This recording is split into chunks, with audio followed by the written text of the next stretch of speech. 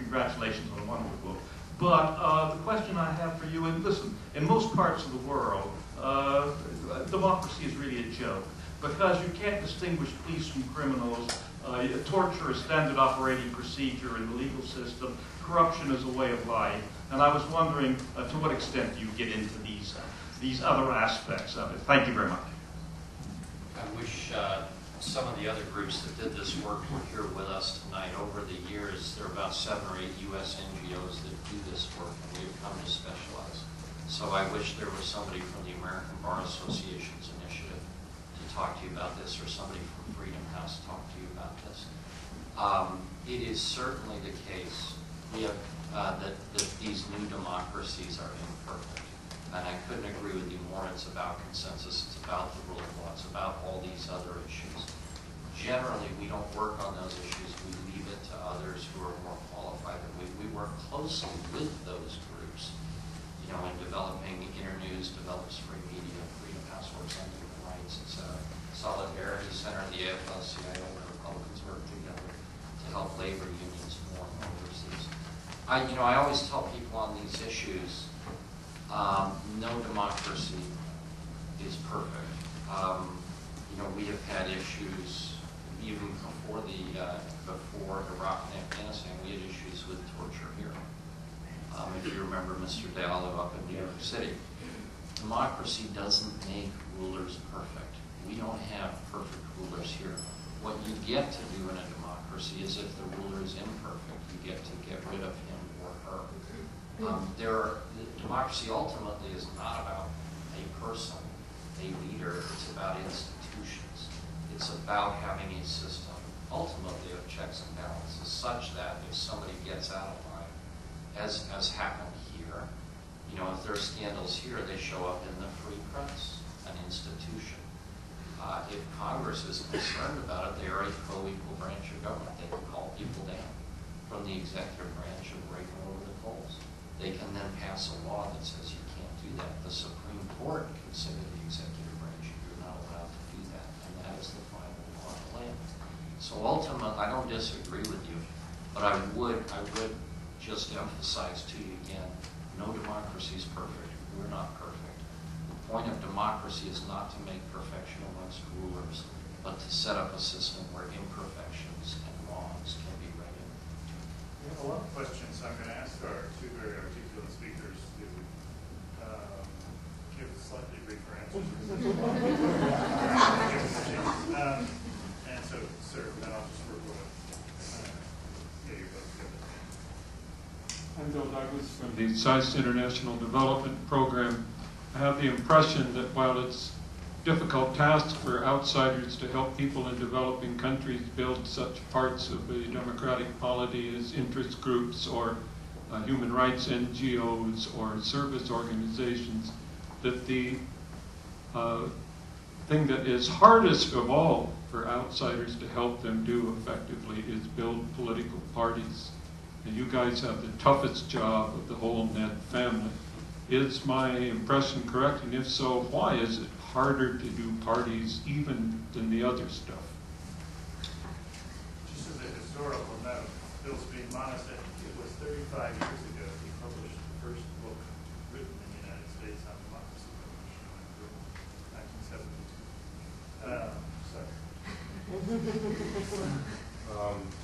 You're right, and Tom has written a book recently on existing political parties, in which he talked about the strengths and weaknesses of party programs that are carried out by our organizations and by other organizations as well.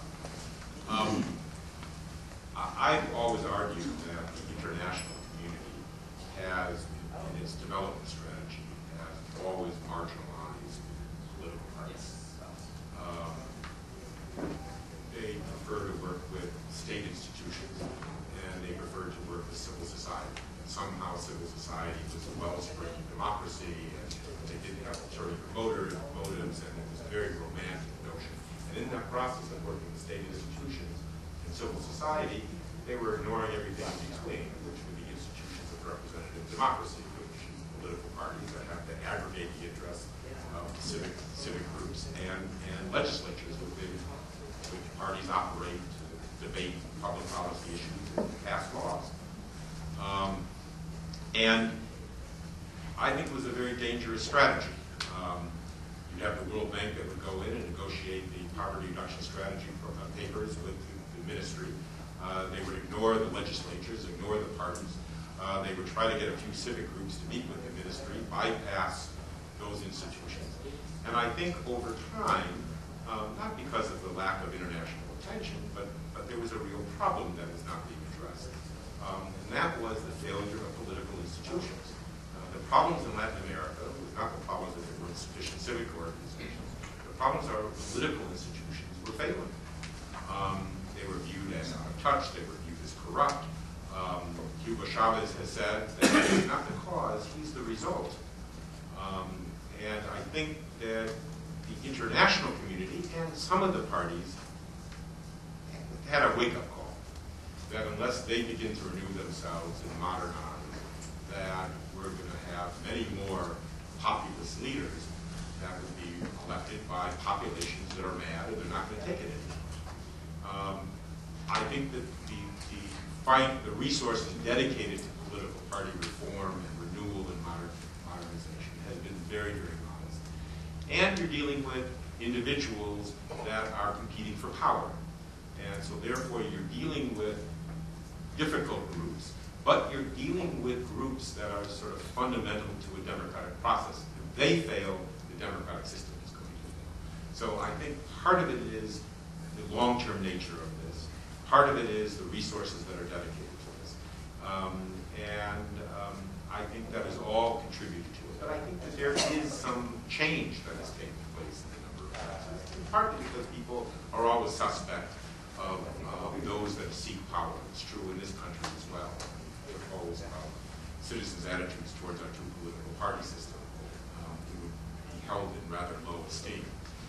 So anyways, I think it's a long-term proposition, but I think it is absolutely, if you have a democratization strategy, they have to be included. All right.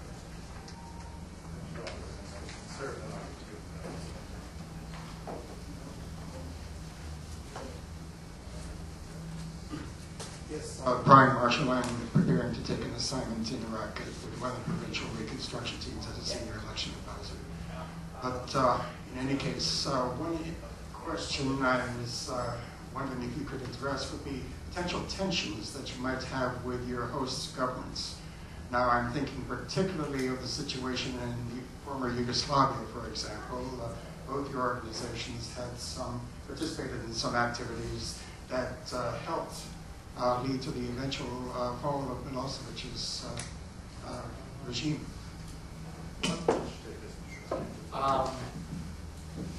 There are very few countries where we cannot actually work in the country. For me, it's Zimbabwe, Belarus, and Cuba. I think that's it.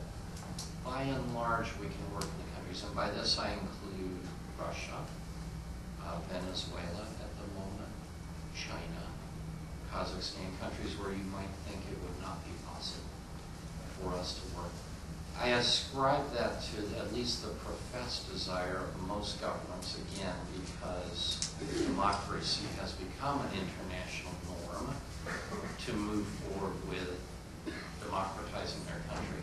Some are more sincere about it than others, but there are very, very few countries where we cannot actually work within the country. Yes, sure. Yeah. Good afternoon. My name is Radwan Masmoudi. I'm president of the Center for the Study of Islam and Democracy. It's good to see you both. I'm really trying to understand what happened in the last 2 years in the U.S. foreign policy, specifically about promoting democracy in the Middle East. In 2003 up to 2005, it was one of the top priorities of this administration to promote democracy. And for example, when we wanted to get Ayman Noor and Sa'd-Din Ibrahim out of jail, we were able to do it, rather quickly. Now, it's really disappointing how quickly the same administration, we didn't even change, administrations, have let go of those goals in the Middle East. And as an example, in Egypt, those same two people, one of them is in jail, and the other can't go back to his country because he's afraid of being in jail. What happened? How can this happen so quickly, especially when it's the same administration? And what can we do to maintain more stability in our policy right here in Washington, D.C.? I mean, I'm seeing that our policy has become more of the problem in promoting democracy than those regimes themselves, because we're zigzagging so much that we're destroying the credibility of democracy in the Middle East. Well,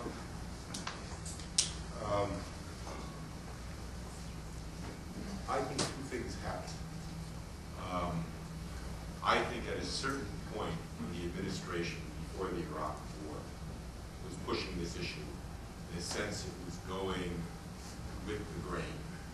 There were a number of Arab leaders who saw political openings and liberalization as a way to manage tensions in their society. But in many cases, the system opened and they didn't like what they saw. And so what you had in a number of these countries is you had a backlash. You had a backlash against the openings that were taking place in the countries because they began to see this as a threat. They began seeing a diffusion of power as a threat to their rule. And I think they dug in their heels. And you saw the political openings that took place in Bahrain, the political openings that took place in Egypt, in a number of places. And I think that there was a regression. And I think the Egyptians, for their part, dug their heels in very, very deep. At the same time, you had the Lebanese elections, Palestinian elections, and the Egyptian elections. And I think that Arab regimes did not like what they saw. And I think that there were many in this country, in this administration, and particularly the traditionalists in the Near East Affairs Bureau, that didn't like what they saw either. And I think these two things together created a situation in which some of the high policy issues became a little lower. Now, the administration would say that they continue to push these issues and raise these issues, and we've seen evidence of it. But it is much quieter, and the push is not as hard as it once was because you're going against the grain. And I think a number of these countries are waiting out the current administration, hoping they can get a better pass a year and a half. No, I think that's basically what happened. I think the victory of Hamas and others, number one. Number two, as I said, the prime job of the U.S. government is U.S. security, and I think when it became necessary to try and involve others in finding solutions on Iraq, that some of these issues slipped down the agenda. Final thing I would say, and I've made this criticism elsewhere openly, is that I don't think, and we bear, those of us who were in the first term bear some of the blame for this, we never reorganized, and they haven't since. The bureaucracy has not been reorganized to act on the president's policy. And that is why some of these articles you see Bush, President of the United States, who runs the bureaucracy supposedly, saying he feels like a dissident in Washington, D.C. The bureaucracy, as I've learned from 2 tours at state and 1 at the NSC, is perfectly capable of obfuscating on what the president wants. And that is what has happened. Another question in the back. Hi, my name is Francis Shu. What is the difference, if any, between democracy building and nation building? And why is it that the term nation building seems to have such a aversion to it? People want to avoid it like the plague.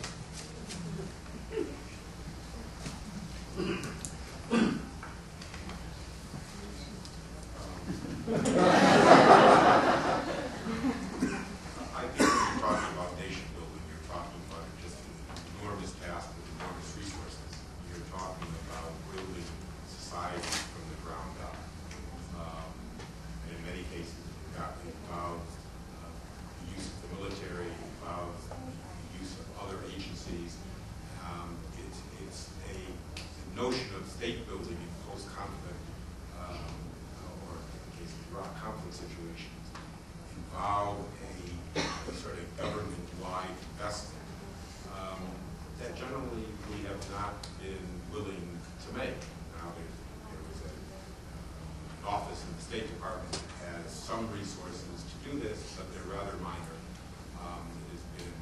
fighting for more resources. As they have been planning now for up to, I don't know, 3 or 5 years for their first entry into a place around the world that represents sort of nation building in post-conflict situations. I just think it's an enormous task. Democracy building and support programs are relatively modest programs. If you look at what our government devotes to it, it's somewhere in the neighborhood of $1.5 billion. And even if you look at what are actually democracy programs, the figure is much less than that. So nation building requires probably $1.5 billion every month in certain societies. So it's just a different task and a different mission.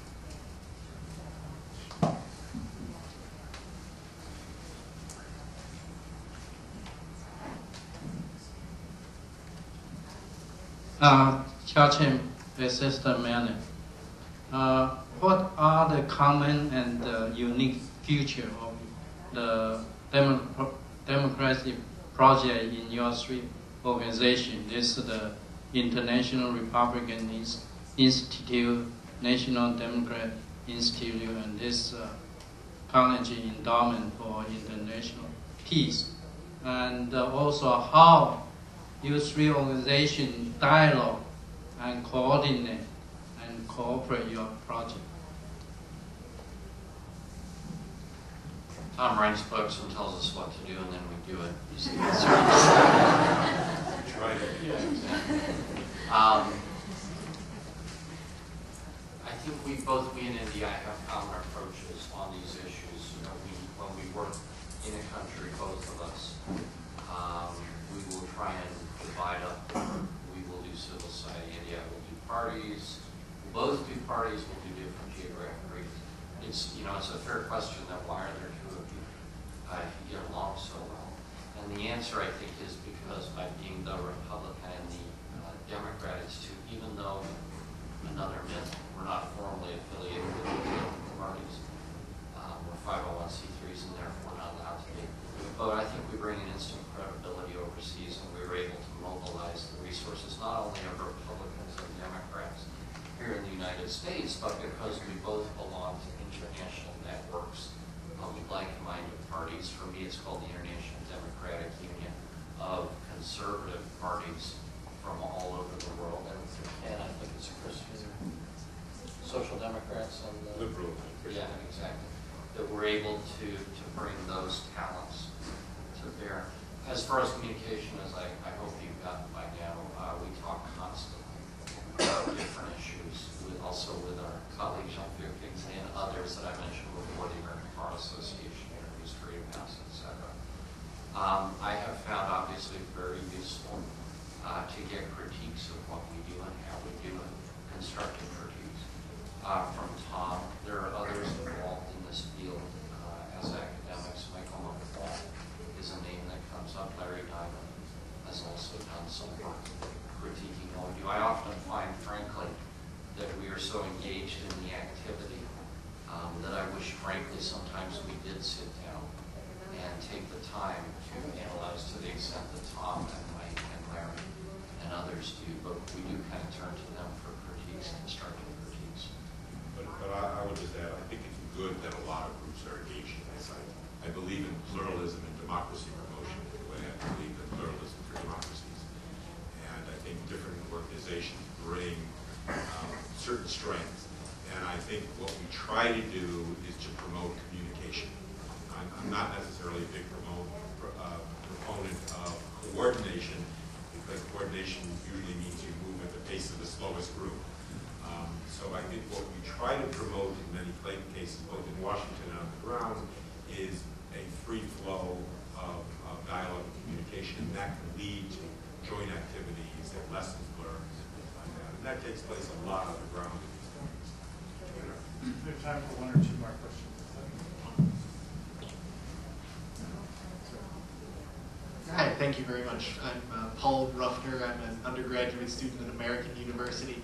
And I was just wondering if any of the members of the panel could offer some sort of explanation of what is being done correctly regarding democracy promotion efforts in Venezuela, what is being done incorrectly regarding the same efforts, if anything, and whether, on balance, American democracy promotion in Venezuela is having positive or negative results? I would take this again back to the situation in the country, and again, ultimately, it's people in the country who are going to decide this. We can have some effect, I hope. But I was in Venezuela the night President Chavez got elected. He held his rally outside our hotel that night. And for those of you who've been to Venezuela, it's kind of a simile for what happened. Caracas is down there. It's a crumbling museum of 1970s concrete architecture, surrounded by 2,000 or 3,000 foot hills that are lined with barrios. And what had happened all those years was that the two, quote, democratic parties had alternative power and essentially ripped the people off through corruption. People finally up in the barrios who'd gotten nothing all those years finally got fed up and through the democratic process took power. So in my estimation, not only did Chavez get elected fairly and squarely the first time, but one could argue that both parties that are in alternative power all those years certainly deserve to be out of power. Now, since then, I think that like Robert Mugabe and President Aristide and others, he has essentially tried to shut down the political space in the country. I think at the same time that, quote, democratic opposition has yet to own up to their failures that they committed all those years, the way they misgoverned the country all those years. So I don't see anything changing anytime soon. I'm upset, and I think more and more people are upset. There used to be a lot of people in this town who made excuses for Chavez as he began to close down the political space. I don't see as many of them anymore. But it's, as I said, ultimately it's going to come down to the people in the country. The opposition is going to have to own up to its past failures before I think they have any legitimacy in the eyes of the Venezuelan people as an alternative to Chavez, which I think people there are going to eventually become. Lauren, you did mention that IRI is active in Venezuela. What sort of things are you doing? Well, in these, we work with all of the parties, including Chavez's party, and I have met often with people from his party. In this particular case, again, trying to tell the opposition, trying to tell the governing party, we really shouldn't be closing down the press, we shouldn't be going after the judges, that's not really democratic. And saying to the opposition parties, if you ever want to have a hope of being in power, you need to own up to what you did and not keep running the same old people who committed the same old mistakes, but find some new people and some new policies. Is NDI active in Venezuela? Yes, I mean, we're also working with the parties. If you look at what took place in Chile, for example, Pinochet, the Chileans will tell you, from socialist to conservative, that it was not only Pinochet who destroyed democracy in Chile, it was the traditional parties in Chile. And that ultimately the parties had to come together in Chile to demonstrate to the Chilean people that they could talk to one another and that they had to earn the trust of the Chilean people. And the Venezuelans this morning said not come to that conclusion in terms of renewing that themselves and reforming themselves. So we're trying to work with the parties on ways to open the parties up, to deal with the social agendas, to reach out to poor and disenfranchised segments of the population. And we're also trying to work with civic groups, bringing both supporters of the current government and opponents together to develop organizations that can monitor the political and the electoral process, that can provide some accountability. And it's one of the few organizations that have drawn people from both sides. And we have worked with them over the last 2 years as they have monitored elections and monitored the broader political process. We're out of time. I want to thank our two speakers. These guys, I can tell you, these guys work hard. Big organizations want to do a lot of them to come out from the evening. It actually shows they're not kidding around. They believe in what they're doing.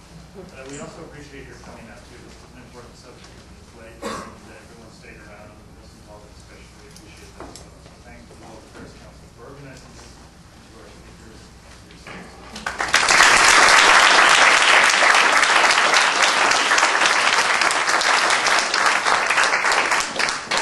Thank you very much to our speakers. introduce, and I'll invite you all to join us for some refreshments in the back.